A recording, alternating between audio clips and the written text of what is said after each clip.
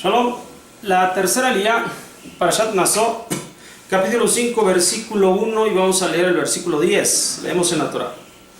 Habló Adonai a Moshe diciendo: ordena a Bnei Israel que envíe del campamento todo Saruá, todo el que tuviere flujo, y todo el que se impurifique por un muerto, tanto un varón como una mujer enviarán. Fuera del campamento los enviarán, para que no impurifiquen sus campamentos donde yo resido entre ellos. Hicieron así los Bnei Israel y enviaron a aquellos afuera del campamento, tal como había hablado Adonai a Moshe, así hicieron los Bnei Israel. Habló Adonai a Moshe diciendo: di a los Bnei Israel, un hombre o una mujer que transgrediere cualquier pecado de la persona, cometiendo un engaño delante de Adonai, será culpable esa persona. Entonces confesarán sus pecados que hubieren cometido, resarcirá el daño íntegro y su quinta parte le añadirá y lo entregará a quien dañó. Pero si no tuviere el hombre heredero para resarcirle el daño devuelto será para Adonai, para el Cohen, aparte del carnero de expiación con el cual se le hará expiación. Toda ofrenda de todas las consagraciones de los Bnei Israel que acercare al Cohen, de él será. Un hombre a lo que consagrare suyo será, pero lo que el hombre entregue al Cohen será de él. Bien, aquí vamos a ver algunas situaciones con respecto de los campamentos y del servicio en el Mishkan. El campamento debe contar con cierta santidad. Recuerden que hay 3 anillos periféricos en los cuales se encuentran las distintas categorías y ocupaciones en el pueblo de Israel. En primer lugar se encuentra el Mishkan, y el primer anillo periférico alrededor del Mishkan son los Kohanim. El segundo anillo periférico hacia el exterior es los Bnei Leví, y el tercer anillo periférico y el último es el de los Bnei Israel. Cuando alguno del pueblo de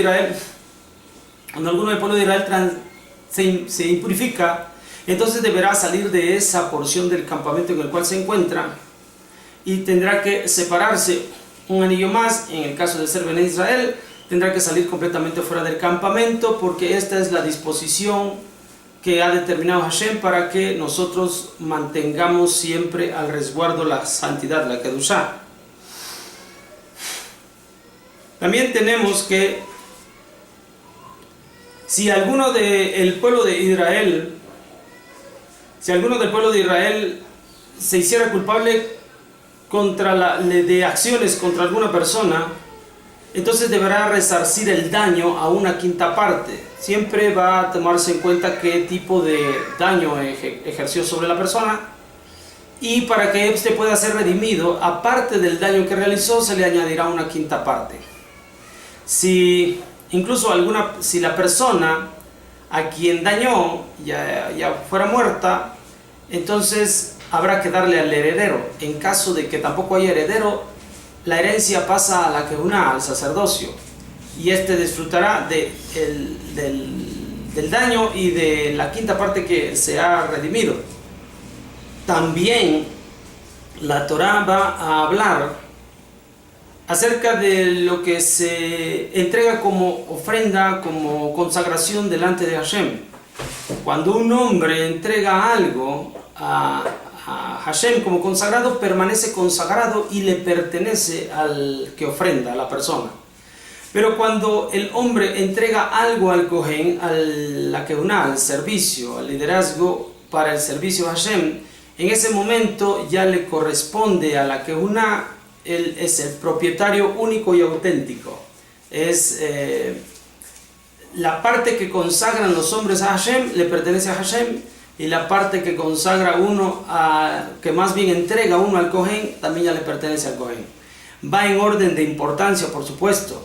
La parte se hace saber en primer lugar la parte consagrada a Hashem, y luego en segundo lugar la parte que ha sido entregada al Kohen, porque tiene mayor peso. Cuando uno ha entregado algo consagrado a Hashem, no hay forma de poder en algún modo tocar, emplear lo que se encuentra consagrado, porque ni siquiera los mismos Kohanim pueden tocar lo consagrado. Lo que es consagrado a Hashem solamente le pertenece a Hashem.